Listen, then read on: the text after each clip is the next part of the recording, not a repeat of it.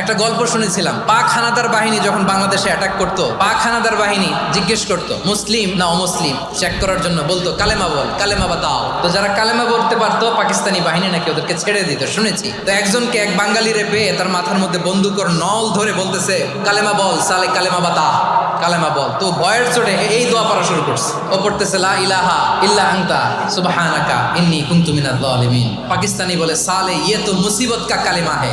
বাঙালি কয় হাম তো ভি মুসিবত মে হ্যাঁ। পাকিস্তানি বলে বেটা কোন দোয়া বললি, এটা তো মুসিবতের কালেমা। কয় আমিও তো মুসিবতে আছি, আমার মাথার মধ্যে বন্দুক ধরে তুমি আমার কালেমা জিজ্ঞেস করো, এখন কোনটা কালিমা আর কোনটা কি দোয়া আমার হুশ আছে নাকি?